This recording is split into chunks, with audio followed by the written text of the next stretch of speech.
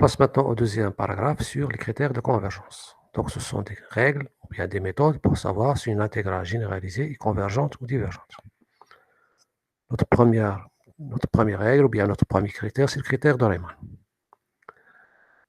Alors, le premier résultat ou bien le premier critère de Riemann, c'est pour les intégrales généralisées de la forme dx sur x à la puissance alpha, l'intégrale de a plus l'infini. Alors, nous supposons que a est strictement positif. Comme ça, le seul problème, c'est plus l'infini. Donc, il n'y a pas de problème de zéro. Alors, d'après le critère de Riemann, si ce alpha est strictement supérieur à 1, alors l'intégrale converge. On a la même règle dans le cas négatif, c'est-à-dire pour les intégrales généralisées de la forme dx sur x à la puissance alpha, entre moins l'infini et moins 1 avec un strictement positif. Alors, si le alpha est supérieur à 1, alors l'intégrale est convergente. Si maintenant le alpha est inférieur ou égal à 1, alors ces deux intégrales généralisées divergent. Donc, pour les intégrales généralisées de la forme dx sur x à la puissance alpha, avec problème à l'infini, il suffit de regarder le alpha. Si le alpha est strictement supérieur à 1, alors ces intégrales convergent. Si alpha est inférieur ou égal à 1, alors ces intégrales divergent. Deuxième critère de Riemann, c'est lorsqu'on a un problème en A ou bien en B, avec A et B des réels. Donc, nous considérons deux réels avec A inférieur strictement à B. Et on va considérer d'abord une intégrale généralisée de la forme dx sur x moins 1 à la puissance alpha, ce qui veut dire qu'on a un problème en A. Donc, d'après le critère, il suffit de regarder le alpha. Si le alpha maintenant est inférieur strict à 1, alors cette intégrale généralisée converge. La même règle lorsque le problème est en B. Donc, pour les intégrales de la forme dx sur b moins x à la puissance alpha. Là aussi, on regarde seulement le alpha. Si le alpha est inférieur strict à 1, alors ces intégrales convergent. Sinon, c'est-à-dire si le alpha est supérieur ou égal à 1, alors ces deux intégrales divergent. Donc, pour les intégrales généralisées de la forme 1 sur x moins à la puissance alpha, ou bien 1 sur b moins x à la puissance alpha, il suffit de regarder le alpha. Si le alpha est inférieur à 1, ces intégrales convergent. S'il est supérieur ou égal à 1, ces intégrales divergent. Alors, exercice, déterminer la nature de ces trois intégrales généralisées. Pour la première intégrale généralisée, donc, on a problème en plus l'infini, et on peut appliquer la règle, ou bien le critère de Riemann, parce qu'on a la forme de x à la puissance alpha. Ici, donc problème en plus l'infini, et cette intégrale est convergente parce que alpha est égal à 2, supérieur c'est à 1. Deuxième intégrale généralisée, ici on a le problème, il est en 1. Là aussi, on peut appliquer Riemann, parce qu'on a 1 moins x à la puissance 1 demi. Donc, ce qui fait que alpha égale 1 demi inférieur à 1. Donc, l'intégrale converge. Pour la troisième intégrale, ici, on a un problème en 0. Donc, d'abord, on va écrire ce x racine carrée de x sur la forme x à la puissance alpha. Donc, le alpha, c'est 3 sur 2. Donc, il est supérieur ou égal à 1. D'où, d'après le critère de Riemann, cette intégrale diverge. On passe au deuxième critère, c'est le critère de comparaison. Alors, ce critère, il est valable uniquement pour les fonctions positives. Donc, on va considérer deux fonctions, f et g. Alors, on suppose ici que le problème est posé en B.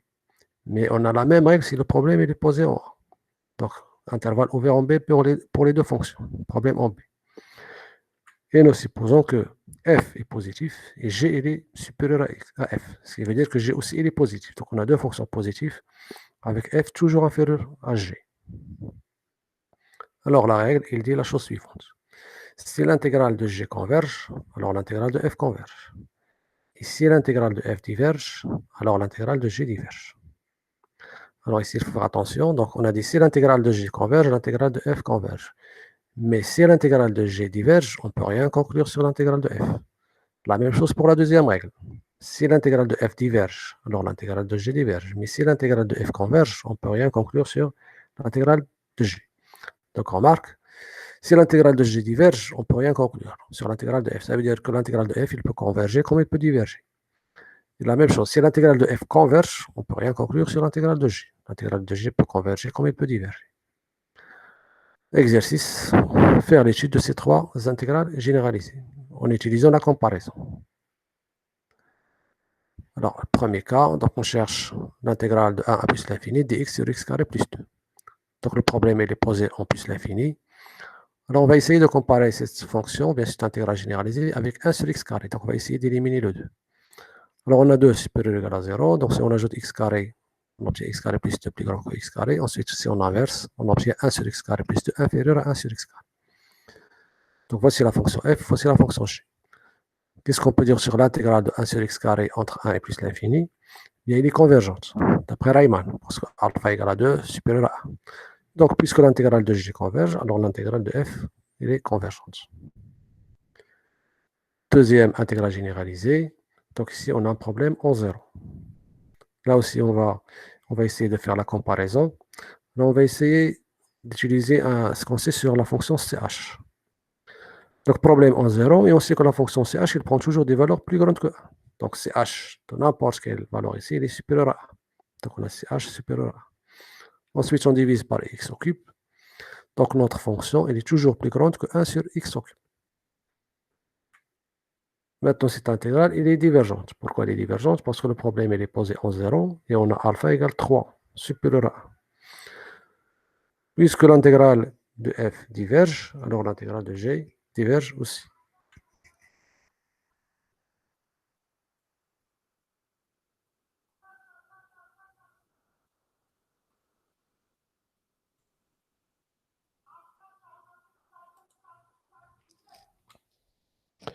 On passe au troisième cas. Donc l'intégrale de 1 plus l'infini de cette fonction. Là aussi, on a un problème en plus l'infini. Alors, on va commencer d'abord par vérifier que 1 plus cos x, il est positif, parce que cosinus de x n'est pas toujours positif. Mais on sait que cosinus de x, il est entre moins 1 et 1, donc plus 1, ça donne que 1 plus x, c'est entre 0 et 2, donc il est positif. Ensuite, le deuxième terme, on va le simplifier. Donc, on a 0 inférieur ou égal à 1. Donc, on ajoute racine cubique, racine carrée de x3. Et en inversant, on obtient ce résultat. Maintenant, on va faire la multiplication des deux résultats qu'on a montrés. On obtient alors que 1 plus cos x sur 1 plus racine x3, il est inférieur à 2 sur racine x3. L'intégrale de cette fonction converge, parce que alpha égale 3 sur 2 supérieur à 1, d'où notre intégrale est convergente. Troisième critère, c'est le critère d'équivalence. Là aussi, c'est uniquement pour les fonctions positives. Donc, considérons deux fonctions, donc toujours avec problème en B. On a la même règle, c'est le problème est posé en A. Donc, intervalle ouvert en B. Nous supposons que ces deux fonctions sont positives. Donc, quel que soit x, f est positif et g est positif. Alors, le critère d'équivalence, il dit la chose suivante.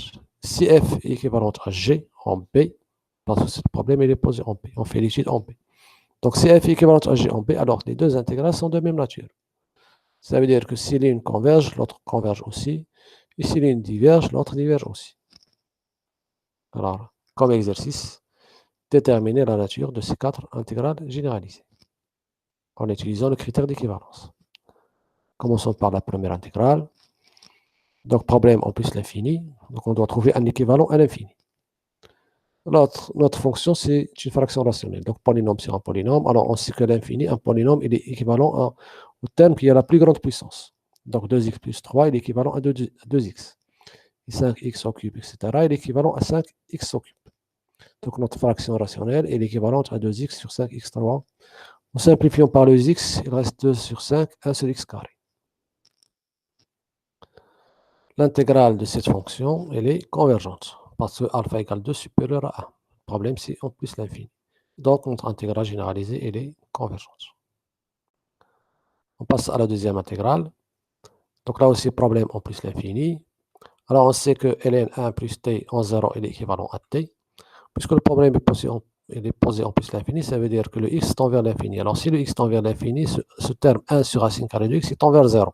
Donc, ce terme, il tend vers 0. Et donc, ln de 1 plus 1 racine carrée de x est équivalent à 1 sur racine carrée de x, lorsque le x tend vers plus l'infini. Donc, ce terme est équivalent à 1 sur racine carrée de x.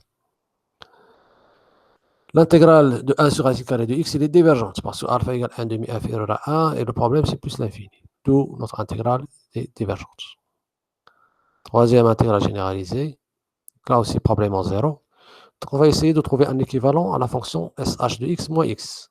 On va utiliser pour ça les développements limités. Alors, on sait que le développement limité de SH de x égale x plus x au cube sur 6, plus le reste. Donc, le développement de SH de x moins x égale x3 sur 6, d'où on déduit que SH de x moins x il est équivalent à x3 sur 6 en 0. Donc, on va remplacer dans notre fonction ce SH de x moins x par x3 sur 6. Donc, il est équivalent à maintenant cette fonction. Alors, on calcule, parce que donc par calcul, 6 sur x à la puissance 8 sur 3. Comme le problème est posé en 0, cette intégrale en 0, elle est divergente. Et donc, notre intégrale, elle est divergente. Donc, l'intégrale diverge parce que alpha égale 8 sur 3 supérieur à 1, d'où notre intégrale, elle est divergente aussi. Quatrième cas, problème en 0 et en 1. Donc, on va passer par la relation de Charles. On va séparer par 1,5. On va faire l'étude de la première intégrale généralisée. D'abord, on va écrire que 1 sur racine x moins x carré est égal à 1 sur racine x fois 1 sur racine 1 moins x. Alors, on travaille en 0, on va chercher un équivalent. Alors, l'équivalent de 1 sur racine 1 moins x, c'est 1. En 0. Pourquoi? Parce que tout simplement, la limite de cette fonction en 0, c'est 1. Avec 1 différent de 0. La limite de cette fonction, c'est 1, donc ils sont équivalents en 0. On remplace dans cette expression. Donc, on trouve que 1 sur racine x moins x carré est équivalent à 1 sur racine de x. Et l'intégrale de cette fonction entre 0 et 1, bien sûr, elle est convergente, parce que alpha égale 1,5 inférieur à 1. Donc l'intégrale ici converge, donc l'intégrale de cette fonction est aussi convergence. Pour le problème en 1, on va faire la même étude, la même chose. Donc, cette fonction, on va l'écrire sous forme de ce produit. Ensuite, le 1 maintenant sur racine carrée de x, il est équivalent à 1, parce que sa limite en 1, c'est 1. Donc, cette fonction est équivalente à 1 sur racine 1 moins x en 1. Parce que 1 sur racine de x est équivalent à 1. Parce que c'est sa limite, tout simplement. L'intégrale ici converge parce que alpha égale à 1,5. Ici, le problème est en 1. D'où cette intégrale converge. On conclut donc que l'intégrale entre 0 et 1 elle est convergente. On passe au quatrième critère qui est le critère de la convergence absolue. Donc, toujours on suppose qu'on a un problème en B, mais on a bien sûr la même règle si le problème est en A. Donc, soit f une fonction définie sur un intervalle ouvert en P. Alors ici, vous remarquez, on n'a pas supposé que f est positif. Donc, cette règle, on l'utilise par une fonction f quelconque. Donc, on fait l'étude de l'intégrale de la valeur absolue de f entre a et b. Donc, la règle dit, si cette intégrale converge, alors notre intégrale, elle est convergente. Et dans ce cas, on dit que l'intégrale de f, elle est absolument convergente. Donc, si l'intégrale de la valeur absolue de f converge, alors l'intégrale de f converge. Mais si l'intégrale maintenant de la valeur absolue diverge, alors attention, on ne peut rien conclure sur l'intégrale de f. C'est-à-dire que l'intégrale de f, il peut converger comme il peut diverger. Tout reste possible. Comme exercice, on va faire l'étude de ces deux intégrales généralisées. Alors ici, vous remarquez que les deux intégrales généralisées ne sont ni positifs ni négatifs. Ils changent de signe. Parce que sinus x et cos x entre 1 et plus l'infini, ils changent de signe. Parfois, ils sont positifs, parfois, ils sont négatifs. Alors, on commence par la première fonction. Donc, on a problème en plus l'infini. Donc, on sait que sinus de x, il est toujours entre moins 1 et 1. Donc, sa valeur absolue, il est toujours inférieure ou égale à 1. Donc, ce qui fait que la valeur absolue de sinus x sur x carré, elle est toujours inférieure à 1 sur x carré. L'intégrale de dx sur x carré, elle est convergente. Donc, alpha égale à 2 supérieur à 1. D'où, par comparaison, on déduit que cette intégrale converge. Et donc, l'intégrale de sinus x sur x carré, elle est absolument convergente. Donc, elle est convergente. On passe maintenant à la deuxième intégrale. Donc, l'intégrale de cosinus x sur x. Alors là, toujours on a le problème sur plus l'infini. D'abord, on ne peut pas ici utiliser la même technique directement. Parce que si on applique la valeur absolue ici, on va trouver que cette fonction cos x sur x, elle est inférieure, sa valeur absolue est inférieure à 1 sur x. Or, l'intégrale de 1 sur x diverge. Donc, si l'intégrale diverge, on ne peut rien conclure sur cette fonction. Ce qu'on va faire, on va commencer d'abord par utiliser une intégration par partie. Donc, pour ça, on va commencer par appliquer la définition d'une intégrale généralisée. Donc, cette intégrale, c'est la limite de l'intégrale de 1 à c lorsque c tend vers plus l'infini. Maintenant, on fait une intégration par partie. Donc, l'intégrale de cos x sur x entre a et c, par partie, ça donne ce résultat. On va remplacer. Donc, on obtient sinus de c sur c moins 1 plus cette intégrale. Maintenant, on doit montrer On veut montrer que cette intégrale est convergente. Donc, on doit montrer que cette limite existe. Alors, cette limite, ici, on a deux termes. On a sinus c sur c et on a ce terme. Alors, ce terme, on a déjà montré que cette intégrale, l'intégrale suivante, elle est convergente. On a déjà montré. Donc, ça veut dire que cette limite existe. La limite lorsque c tend vers plus l'infini est égale à cette intégrale. Alors, cette intégrale, on a déjà fait l'étude dans la question 1, elle est convergente. Donc, elle appartient à R. Donc, la limite ici est égale à cette intégrale. Or, cette intégrale convergente, donc, sa valeur appartient à R. Parce qu'elle est convergente d'après la première question. Donc, R, la limite de ce terme, elle est dans R. Elle reste maintenant la limite de sinus C sur C. Pour ça, on sait que sinus de C, elle est toujours entre moins 1 et 1. Ensuite, on divise par le C. Bon, C, elle est positive. On obtient ce résultat. Or, la limite de moins 1 sur C, c'est 0. Et 1 sur C égale 0 aussi lorsque C tend vers plus l'infini. Donc, ce qui fait que la limite de sinus de C sur C égale 0. Ce qui veut dire que cette limite existe. Et donc, la limite de l'intégrale de 1 à c cos x sur x lorsque c tend vers plus l'infini existe. C'est dans R. D'où on conclut que cette intégrale elle est convergente.